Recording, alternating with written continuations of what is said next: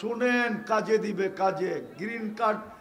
Green card দিয়ে আল্লাহ আমাদেরকে জমিনে নামাইছেন বাংলাদেশে। হলুদ কার্ড কিন্তু বারবার দেখাইতে শুরু করছেন। মনে হয় হলুদ কার্ড বোঝেন নাই। কি বুঝছেন?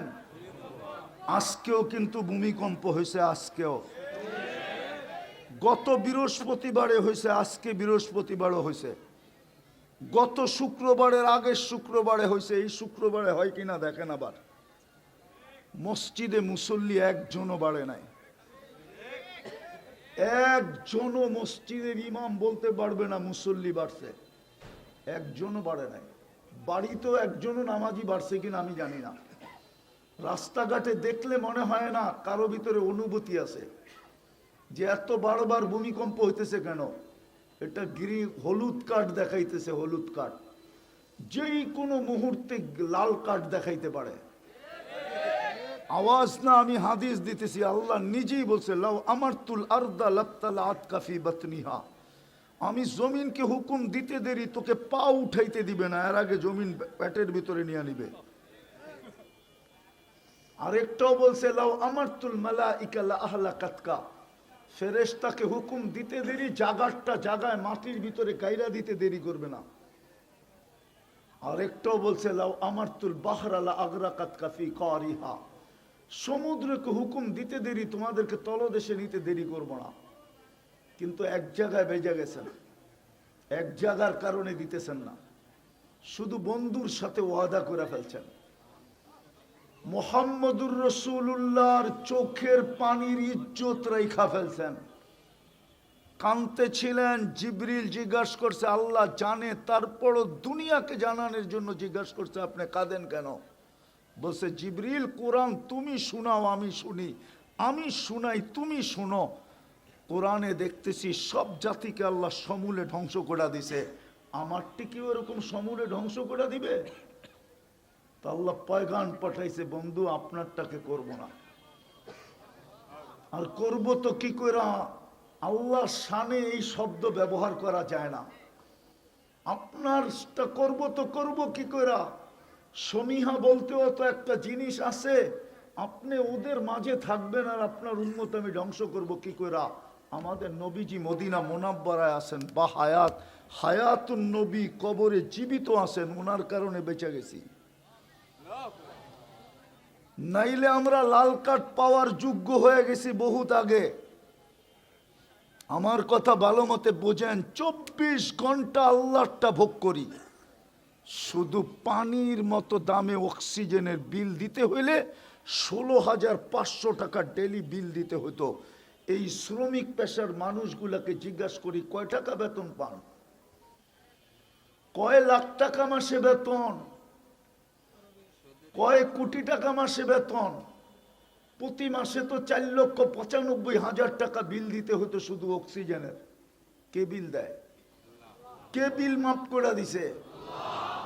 হ্যাঁ, কে বিল মাফ করে দিছে? ভালো মতে বোঝেন। এই জন্যই বলছিলাম প্রস্তুতি নিয়ে যেতে হবে, তৈরি হয়ে যেতে হবে, গুছায়া যেতে হবে। আগে জানি কি শব্দ বলছিলাম? প্রথমে সমাধান করে যেতে হবে, সমাধান করে যেতে হবে। এটার জন্যই, সমাধানের জন্যই এই ছোট জীবনটা। এটার জন্যই আপনার মুসলমানের ঘরে জন্ম, এটার জন্যই আপনি উম্মতে মুহাম্মাদি। এত বড় ক্রেডিট কার্ড আপনার কাছে, যাকে দেখলে সমগ্র সৃষ্টি সেলুট দেয়। আপনি জানেন না আপনাকে দেখলে কে সেলুট দেয়? আপনি জানেন না আপনাকে দেখলে কে সমীহা করে? আপনি জানেন না আপনাকে দেখলে কোন সৃষ্টি শ্রদ্ধা করে? শুধু উম্মতে মুহাম্মদী হওয়ার কারণে, শ্রেষ্ঠত্বের মুকুট মাথার থাকার কারণে। বিদায় আমি যেটা বুঝাইতে চাইতেছি ভালো মতে বোঝেন, কাজে দিবে।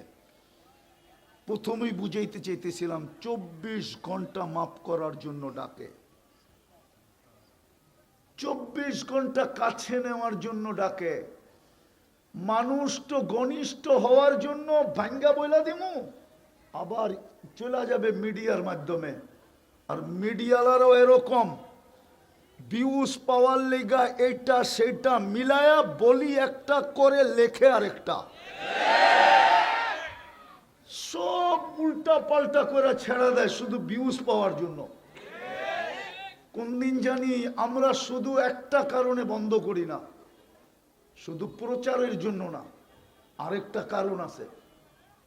এই কারণে শুধু এদেরটি বন্ধ করি না, নাইলে মিডিয়া বন্ধ করে দিতাম। বন্ধ, কোনো মিডিয়া চলবে না। সামান্য নৈকট্য কাছে হওয়ার জন্য শত শত কোটি টাকা ঢালে শুধু দলের কাছে কাছে হওয়ার জন্য। আল্লাহ তো ডেলি ডাকে ওয়াসজুদ ওয়াক্তারিব। যদি এই আয়াত কোরআনে না থাকে আর আল্লাহ যদি না বইলা থাকে, তাহলে হুজুররা বলো এদের জুতা আমার গাল এই মজমায়। আল্লাহ তো বলে ডেলি তোকে ডাকি কাছে করার জন্য, ওয়াসজুদ ওয়াক্তারিব। পুরো আয়াত পড়লে সেজদা করতে হবে, পুরো আয়াত পড়লাম না, এটা সেজদার আয়াত। ওয়াসজুদ ওয়াক্তারিব, আল্লাহ বলে তোরে ডেলি 5 বেলা ডাকি আমার কাছে করার জন্য। আল্লাহ কত কাছে ওটো বইলা দিছে, ইয়াসজুদু আলা কাদামাই রহমান। তোকে আমার কুদরতি পায়ে আনার জন্য আমি ডেলি ডাকি, আমার কুদরতি পায়ে আনার জন্য। পরশ পাথরের ছোঁয়া লাগলে যদি লোহা সোনা হইতে পারে, ও যুবক বল না তুই আমাকে, কুদরতি পায়ের ছোঁয়া লাগলে তুই রূপা হবি না লোহা হবি? সোনার চেয়ে সোনা হবে, হীরার চেয়েও হীরা হবে। আল্লাহ তো কুদরতি পায়ে আনার ডাকার জন্য ডাকে, আসাজিদু ইয়াসজুদু আলা কাদামাই রহমান। আল্লাহ তো মুসা আলাইহিস সালামের এক কথার জবাবে বলছিলেন, মুসা আলাইহিস সালাম জিজ্ঞাসা করছিল, তুকাল্লিমু মাই হাল তুকাল্লিমু আহাদান গায়রি, আমার সাথে কথা বলেন, কারোর সাথে কথা বলবেন? তা আল্লাহ বলছিল, মুসা আইনা আনতা ওয়া আইনা আনা, তুমি কোথায় আমি কোথায়? ওই তুর পাহাড় আমি চোখে দেখছি। মুসা আলাইহিস সালাম ভাবতেছিলেন আল্লাহ চূড়ায় আছে, উনি পদদেশে আছে। আল্লাহ বলে, বাইনি ওয়া বাইনাকা হিজাব, তোরা আর আমার মাঝে পর্দা, আমি পর্দার ওই পারে তুমি এই পারে। এক উম্মত আসতেছে যারা আমার সাথে কথা বলবে, কোনো পর্দা থাকবে না। ওই উম্মত হলো বন্ধুর উম্মত। সমাধানের জন্যই তো ডেলি 5 বার ডাকে। একটা পাথরের ছোঁয়া লাগলে যদি লোহা সোনা হয়, ও উম্মতে মুহাম্মাদি, আল্লাহর কুদরতি পায়ের ছোঁয়া লাগলে কি সোনা হবে না? শুধু সোনা, হীরার চেয়ে হীরা হবে। দুনিয়ার মানুষ তো সোনাও কিনে কাগজ দিয়া। আমি তো আমি নিজেও ব্যবসা করি, আমি তো ভাবি আমিও পাগল, নাইলে স্বর্ণ কাগজ দিয়ে বিক্রি করি কি করে? কারেন্সি তো কাগজ, একটু উন্নত মানের কাগজ। যেই দেশ ছাপ দেয় ওই দেশের কারেন্সি হয়। আমেরিকা ছাপ দিছে তো ডলার নাম হয়েছে, ইংল্যান্ডে ছাপ দিলে পাউন্ড নাম হয়, ইউরোপে ছাপ দিলে ইউরো নাম হয়, মালয়েশিয়ায় ছাপ দিলে রেঙ্গিত হয়, সৌদি আরব ছাপ দিলে রিয়াল হয়, কুয়েতে ছাপ দিলে দুনিয়ার সবচেয়ে দামি টাকা দিনার হয়। কাগজ তো, মানুষ তো সোনাও বেচে কাগজ দিয়া, কিনেও কাগজ দিয়া। আল্লাহ তো বলে তোকে কিনবো আমি জান্নাত দিয়া। জান্নাত তো কাগজ না, আর কাগজ তো কারো জেবে থাকে না, চিরদিন থাকে না। নাইলে সকালবেলার ধনী সন্ধ্যাবেলা ফকির হয় কি করে? সন্ধ্যাবেলার ধনী সকালবেলা ফকির হয় কি করে? আমার দেশের প্রবাদ বাক্য হইল কি করে, সকালবেলার ধনীরে তুই ফকির সন্ধ্যাবেলা, সন্ধ্যাবেলার ধনীরে তুই ফকির সকালবেলা। দুনিয়ার কাগজ তো কারো জেবে থাকে না। জান্নাত তো চিরদিনের জন্য ছিল, আনতাহইয়াউ ফালা তামুতু আবাদা, চিরদিন থাকবে, মৌত কোনোদিন আসবে না। আনতাশিব্বু ফালা তাহরামু আবাদা, চিরদিন যুবক থাকবে, বৃদ্ধ কোনোদিন হবে না। আনতাসিহু ফালা তামরাজু আবাদা, চিরদিন সুস্থ থাকবে, অসুস্থ কোনোদিন হবে না। আনতানামু ফালা তাইয়াসু আবাদা, চিরদিন নেয়ামত বাড়বে, কোনোদিন কমবে না। আর এই দুনিয়ার মতো 10 কাঠা আর 5 কাঠা, টঙ্গিতে 20 কাঠার বাড়ি কয়জনের আছে? টঙ্গিতে এরকমও বাড়িওয়ালা আছে মাত্র 1 কাঠা, আবার 1 কাঠারও কম আছে, এত ছোট বাড়ি। তারপরও তো বলে বাড়িওয়ালা জান্নাতের সবচেয়ে ছোট বাড়ি এই দুনিয়ার 10 গুণ সমান। ওটা কোনো বাঙালি পাবে না, ওটা যে পাবে হাদিসে ওর নাম লেখা আছে। এত বড় জান্নাত দিয়ে তো কিনবে, এত বড় রাজত্ব তো দিবে। মন্ত্রী পরিষদই তো হবে 70,000 ফেরেশতা। দুনিয়ার উনি তো শিক্ষিত মানুষ, বলুক ন্যাশনাল আর প্রাদেশিক অ্যাসেম্বলি মিলে সারা দুনিয়ায় 70,000 সদস্য নাই। এখন গুগল থেকে সার্চ দেখ, গুগল বলে দিবে কত সদস্য আছে। ন্যাশনাল অ্যাসেম্বলি এবং প্রাদেশিক অ্যাসেম্বলি মিলা 70,000 সদস্য সারা দুনিয়া আছে কিনা ওনাকে জিজ্ঞেস করেন। ওনার কাছে মোবাইল আছে, নেট আছে, এখন সার্চ দেখ, উনি সদস্য পাবে কতজন আছে। আমার মনে হয় না 70,000 আছে। 70,000 নাই। আপনার রাজত্বে তো 70,000 মন্ত্রী পরিষদ হবে। 70,000 উযারা মিনাল মালাইকা। হায় হায়, এই দুনিয়ার কাপড় চোপড়, হায় হায় হায়। এই জন্যই বলতেছিলাম সমাধান নিয়ে যেতে হবে এখান থেকে। সমাধানের জন্যই ছোটটা জীবন, নাইলে কপালে মারতে হবে। মাটি নিয়ে খুশি, অথচ মুসলমানের ঘরে জন্ম, অথচ উম্মতে মুহাম্মাদি। দুটোটাই সিলেকশনের মাধ্যমে, একটাও ইলেকশন না। মুসলমানের ঘরেও আসছি আল্লাহর সিলেকশনের মাধ্যমে। উম্মতে মুহাম্মাদি হয়েছি প্রথম সিলেকশন, পরে আগে বাছাই পরে সিলেকশন। কুদরতি হাতে বাছাই করছেন। সমাধানের জন্য এই জীবনটা, নাইলে ওই আল্লাহওয়ালার কথা সত্য হবে, কসম খোদার সত্য। আধ্যাত্মিক শক্তি নাই, নাইলে দেখায় দিতাম। টঙ্গীর সবচেয়ে বড় কবরস্থানে নিয়ে দেখায় দিতাম যে 24 ঘন্টা মাপ চাইতেছে, কিন্তু আল্লাহ তাকায় দেখেন না। কোরআন বলে 1000 বৎসর পরে 1000 বৎসর টানা চিৎকার দিতে থাকবে।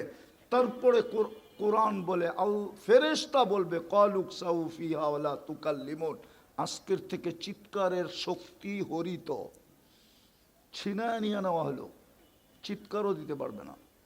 নাকতিমু আলা আফওয়াহিহিম, মুখে মোহর মেরা দিবে। আল্লাহ বলবে এত ক্ষুদ্র জিনিসের দ্বারা তোকে দিতে চেয়েছিলাম। বয়সটা কত? 60-70 বৎসর। কয়দিন বাঁচবেন? এই উম্মতের তো 70 বৎসরের হিসাব আল্লাহ নিবে না।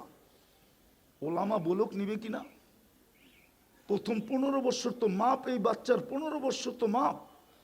প্রাপ্ত বয়স্ক যতক্ষণ পর্যন্ত নারী পুরুষ না হয় নিষ্পাপের খাতায় লেখা থাকে। বলুক হুজুররা হিসাব নিবে কিনা। দ্বিতীয়ত যতক্ষণ ঘুমানো থাকি কলম উঠানো থাকে, আমাদের বিরুদ্ধে কিচ্ছু লেখা হয় না। চাই গুম 27 বৎসর হোক। সৌদি রুবরা 27 বৎসর ঘুমায় মারা গেছে। কোনো মুফতি ফতোয়া দিতে পারবে না ওর নামাজ কাজা করতে হবে, ওর নামাজের ফেদিয়া দিতে হবে, ওর বিরুদ্ধে আল্লাহ ক্লেম করবেন না। কলম উঠানো। 309 বৎসর ঘুমাইছে আসহাবে কাহফ। এত বড় শক্তি কার আছে যে 309 বৎসর আগে ফতোয়া দিবে যে নামাজ কই, রোজা কই? কলম উঠানো, মাফ। এটা কিচ্ছু লিখবে না, কোনো হিসাবের খাতায় আসবে না। বাকি কতটুকু রইল? এটারই তো সমাধান চাইতেছেন, এটাই তো গুছানো চাইতেছেন, এটার জন্যই তো প্রস্তুতি নিতে বলতেছেন। চিরদিন যে গেছে আজ পর্যন্ত ফিরে আসে। টেকনোলজি বড় উন্নত আমি মানি। মঙ্গল গ্রহের প্রাণীর তালাশ চলতেছে। মঙ্গল গ্রহে প্রাণী আছে কিনা, জীবন ওইখানে পাওয়া যাবে কিনা আমি মানি। দুনিয়ার থেকে বসে ওইখানে তালাশ করা সম্ভব। 2.5 হাত মাটির নিচের খবর নেওয়া সম্ভব না। আজ পর্যন্ত টেকনোলজি আসে নাই, কোনোদিন টেকনোলজি আসবে না। লেখা রাখেন এই টেকনোলজি আল্লাহ দিবে না মানুষকে। বিদায় আসেন, সুযোগ এখনো আছে। আরেকটা কথা বলি যদি বুঝে আসে, আল্লাহ আমাদের অপেক্ষায় থাকবে, এটা আল্লাহর অঙ্গীকার। কতদিন থাকবে এটাও বলে দিছেন। বন্ধু আপনার দিকে তাকায়, আপনার উম্মতের জন্য আমি কণ্ঠনালীতে রু আসার পূর্ব মুহূর্ত পর্যন্ত অপেক্ষায় থাকব। আল্লাহ কিসের অপেক্ষা? হাত উঠায় কিনা এই অপেক্ষা। মাপ চায় কিনা এই অপেক্ষা, তওবা করে কিনা এই অপেক্ষা। আল্লাহ গুনার দিকে দেখবো না, হাত উঠাইতে দেরি, মাফ করতে দেরি করব না। কেননা আল্লাহ রসুলের সাথে আল্লাহর অঙ্গীকার আছে, সাউফা ইউতিকা রাব্বুকা ফাতারদা, আপনাকে আমি রাজি করে ছাড়বো। লা ইউখজিকা ফি উম্মতি, আপনার উম্মতের ব্যাপারে আমি আপনাকে লজ্জিত করব না, উম্মতের কারণে আপনাকে আমি লজ্জিত করব না। এই অঙ্গীকার হাদিসে আছে। বিদায় আল্লাহ অপেক্ষায় আছে, ফিরে আসবে। হায় হায় হায়, তারপরও তো আল্লাহ চিনি না, রসুল চিনি না। এই উম্মত তো রসুল চিনে না। কে 23 বছর চোখের পানি জড়াইলো এটাও জানে না। কে দুনিয়ার থেকে কাঁদতে কাঁদতে গেল আমাদের জন্য সেটাও জানে না। কে কবরে এখনো কাঁদতেছেন আমাদের জন্য এটাও জানে না। কবর থেকে যিনি কাঁদতে কাঁদতে উঠবেন আমাদের জন্য এটাও জানে না। কিয়ামতের মাঠে যখন সবাই ছুটবে আর শুধু নিজের চিন্তা করবে, নাফসি নাফসি বলবে, নবী রসুল ফেরেশতা এমনকি জিবরিল পর্যন্ত বলবে সাল্লিম সাল্লিম, ওই দিন কে আমাদের জন্য চিৎকার দিবে উম্মতি উম্মতি বইলা, উম্মত এটাও ছিল না।